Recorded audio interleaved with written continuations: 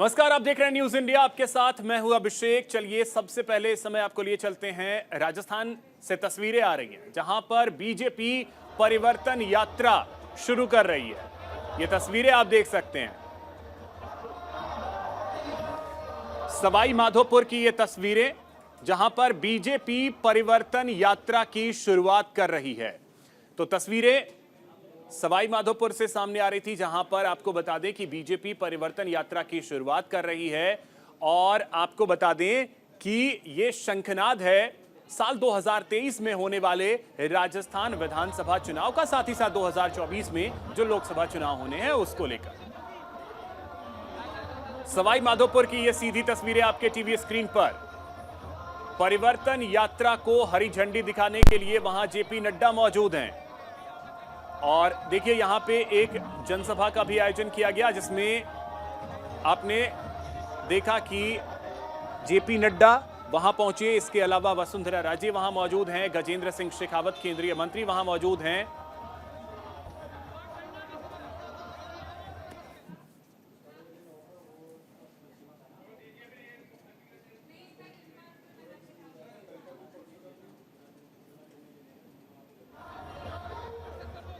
तो देखिए तस्वीरें सवाई माधोपुर की आप देख सकते हैं। जेपी नड्डा वहां मौजूद हैं, परिवर्तन यात्रा को हरी झंडी दिखाने के लिए पहुंचे हैं।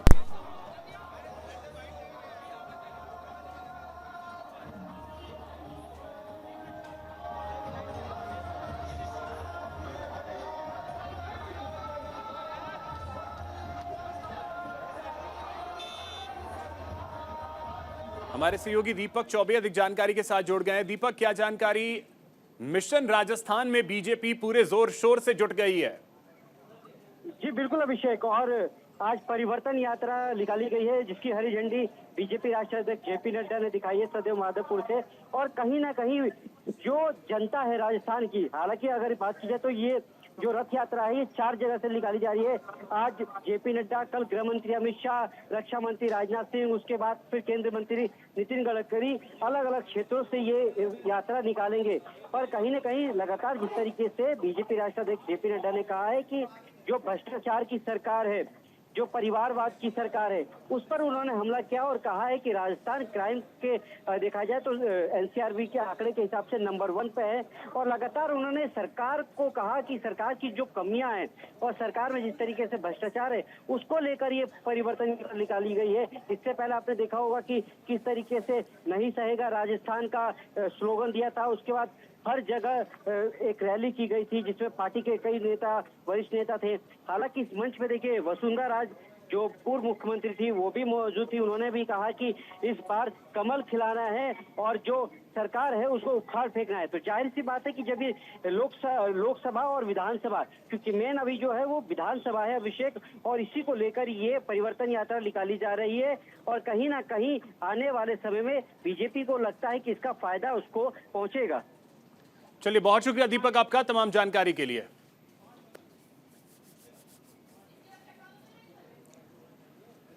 और चलिए बात करते हैं रायपुर की, जहां राहुल गांधी पहुंचे हैं, युवा सम्मेलन को संबोधित करेंगे। कार्यक्रम में सीएम भूपेश बघेल भी शामिल हैं। प्रदेश अध्यक्ष दीपक बैज समेत कई नेता वहां मौजूद हैं। तो ये बड़ी खबर आपको बता दें, राहुल गांधी रायपुर पहुंच गए हैं। और आपको बता दें कि तस्वीरें वहां से सामने आ रही है। तस्वीरें आप देख सकते हैं, ये सीधी तस्वीरें। और छत्तीसगढ़ के मुख्यमंत्री भूपेश बघेल इस समय बोल भी रहे हैं।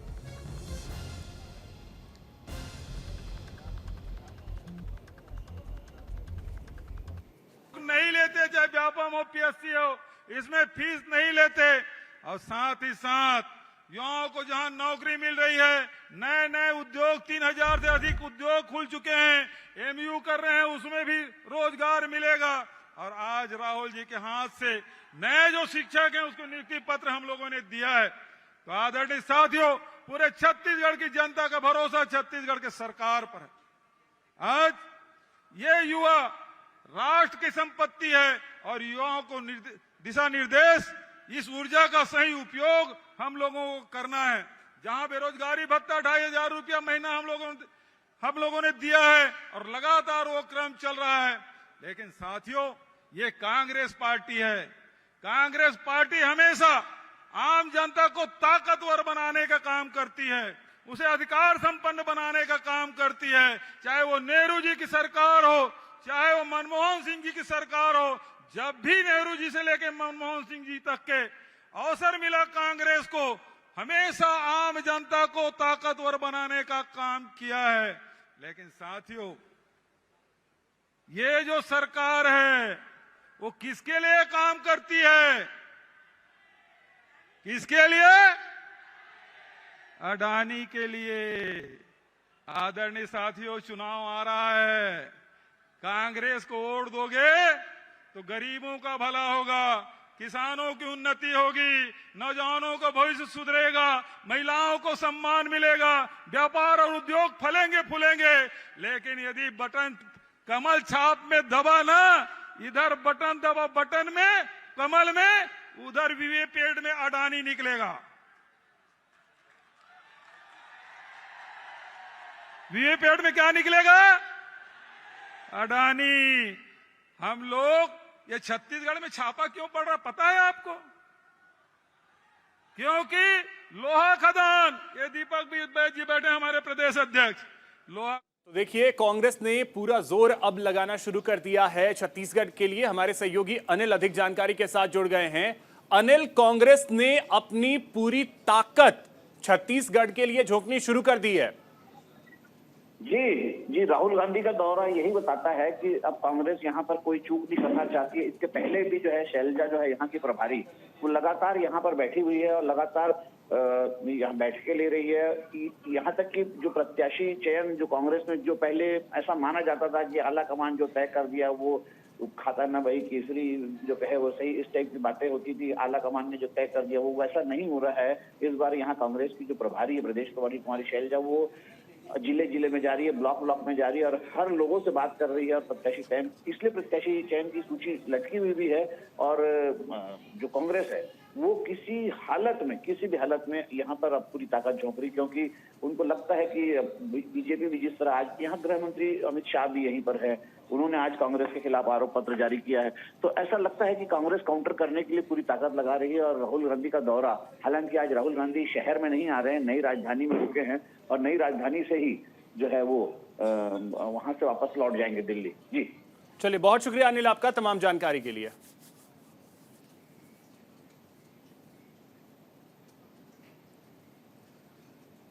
और चलिए इस समय आपको ले चलते हैं मऊ, जहां पर योगी आदित्यनाथ बोल रहे हैं। गिरीश चंद्र यादव जी भारतीय जनता पार्टी के क्षेत्रीय अध्यक्ष श्री सहजानंद राय जी, प्रदेश सरकार के मेरे सभी सहयोगी मंत्रीगण, भारतीय जनता पार्टी और एनडीए के सभी सहयोगी दलों के पदाधिकारीगण, भारतीय जनता पार्टी के प्रत्याशी प्रदेश सरकार के पूर्व मंत्री श्री तारा सिंह चौहान जी और उपस्थित मेरे घोसी विधानसभा क्षेत्र से जुड़े हुए सभी उपस्थित मतदाता भाइयों और बहनों, ऋषि मुनियों की साधना से पवित्र हुई मैं इस धरा को, जिसे महान स्वतंत्रता संग्राम सेनानियों ने स्वामी सहजानंद जी का सानिध्य जिस धरा को प्राप्त हुआ हो, महान क्रांतिकारी कवि पंडित श्यामनारायण पांडे जी की जन्मभूमि के रूप में जो जनपद विख्यात हो और विकास के लिए जिन्होंने पहली पहल इस जनपद के लिए की थी, ऐसे श्री कल्पनाथ राय जी की इस पावन धरा को नमन करते हुए मैं आप सबका हृदय से अभिनंदन करता हूं। भाइयों बहनों, पूरा देश और पूरी दुनिया आज एक नेता की ओर देखती है। और चलिए अब आपको लिए चलते हैं वापस रायपुर, जहां पर राहुल गांधी इस समय बोल रहे हैं। के मंत्री, एमएलएज, हमारे प्यारे पार्टी के कार्यकर्ता, बब्बर शेर,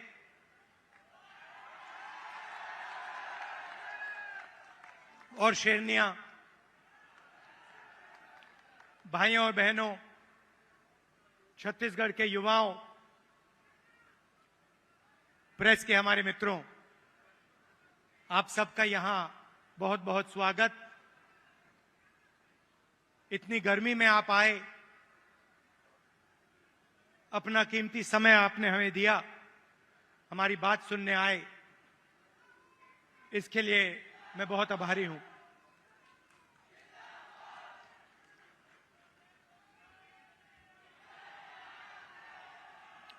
कुछ ही महीने पहले कर्नाटक में चुनाव हुआ। एक तरफ बीजेपी और उनकी विचारधारा, दूसरी तरफ कांग्रेस पार्टी, हमारी विचारधारा।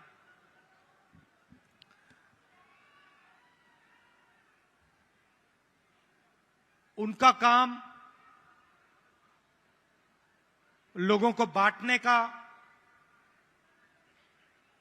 नफरत फैलाने का, हिंसा फैलाने का। हमारा काम लोगों को जोड़ने का, नफरत के बाजार में मोहब्बत की दुकान खोलने का।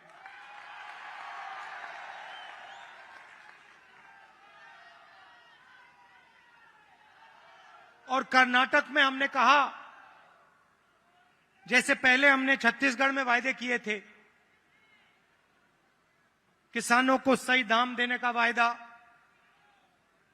जो हमने पूरा किया, किसानों का कर्जा माफ किया, बिजली बिल हाफ किया, जैसे हमने यहां वायदे किए थे, वैसे ही हमने कर्नाटक में 5 वायदे किए। चुनाव से पहले बीजेपी के लोग हर बार वो कोई ना कोई नंबर निकाल देते हैं।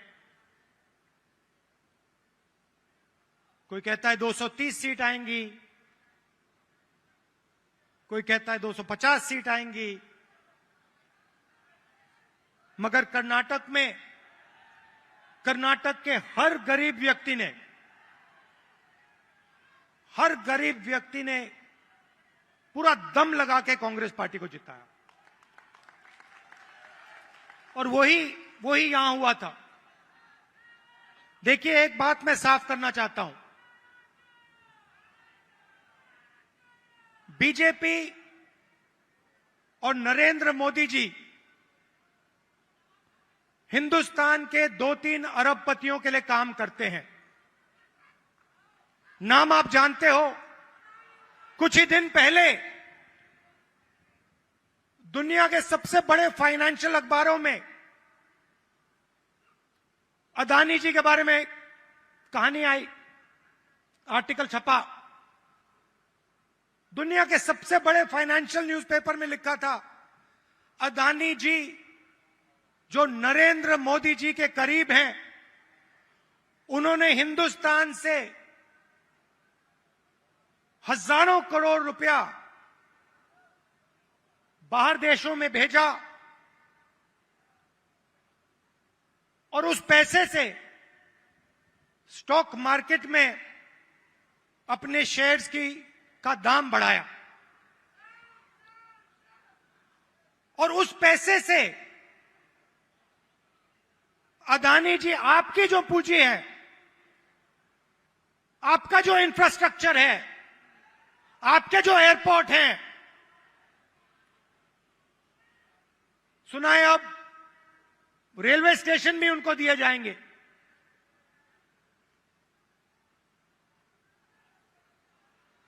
पूरा का पूरा एक व्यक्ति के हवाले किया जा रहा है।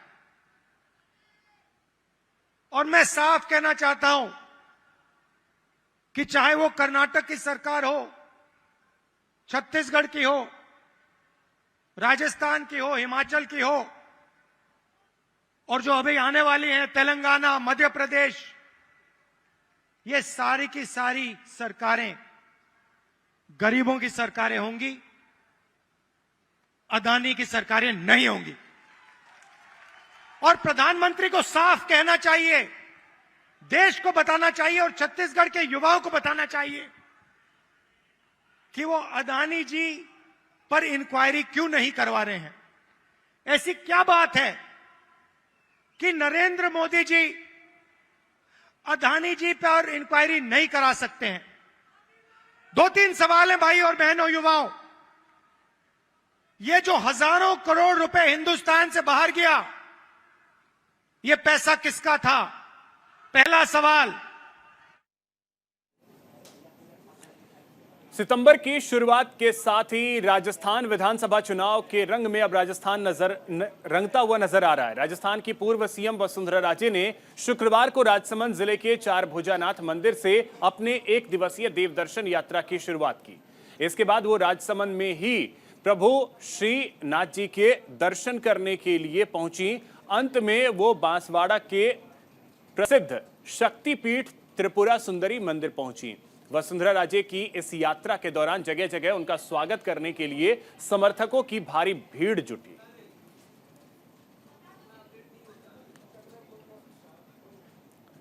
राजस्थान के मुख्यमंत्री अशोक गहलोत आज गुलाबपुरा में भीलवाड़ा डेयरी के प्रस्तावित संयंत्र के शिलान्यास समारोह की तैयारियों का जायजा लेने पहुंचे। इस मौके पर कांग्रेस के प्रदेश अध्यक्ष गोविंद सिंह डोटासरा, राजस्व मंत्री रामलाल जाट भी मौजूद थे। आपको बता दें कि शिलान्यास समारोह 6 सितंबर को होने वाला है। सीएम गहलोत ने बताया कि हम 2030 तक मिशन लेकर चल रहे हैं और सभी की राय से प्रदेश को रोल मॉडल बनाया जाएगा। उन्होंने कहा कि राष्ट्रीय अध्यक्ष मल्लिकार्जुन खड़गे का राजस्थान आना हमारे लिए बहुत महत्वपूर्ण है।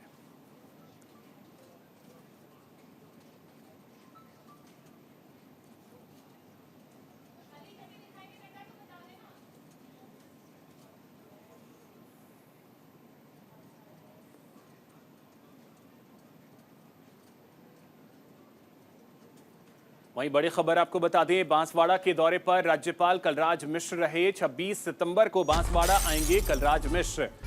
गोविंद गुरु जनजातीय विश्वविद्यालय जाएंगे कलराज मिश्र। और आपको बता दें कि कार्यक्रम की तैयारियां शुरू कर दी गई हैं। विभिन्न कार्यक्रमों में शामिल होंगे राज्यपाल कलराज मिश्र। गोविंद गुरु की प्रतिमा का अनावरण करेंगे। पुस्तकालय भवन का शिलान्यास भी करेंगे राज्यपाल कलराज मिश्र।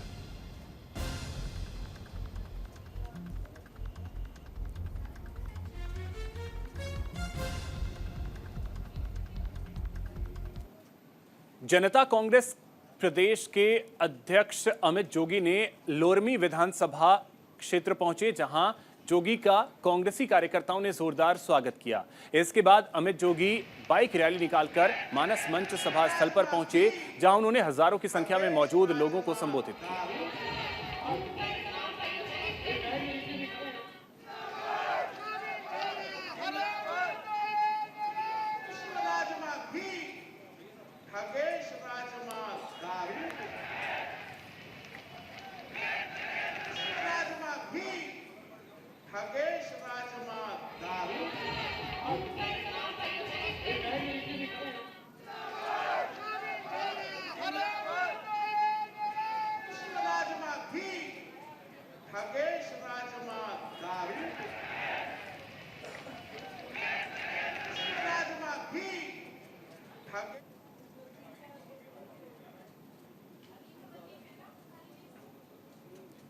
केंद्रीय मंत्री गजेंद्र सिंह शेखावत से हमारे सहयोगी दीपक चौबे ने खास बातचीत की है, आपको सुनवाते हैं।